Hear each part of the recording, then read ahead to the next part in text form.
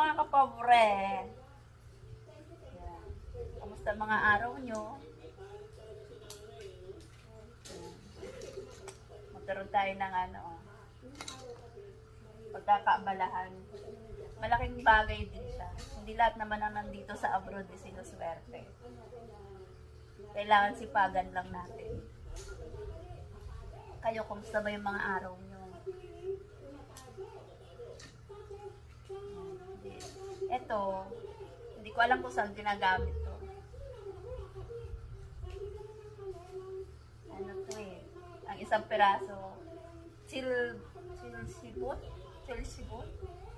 Parang centavos, 7 centavos.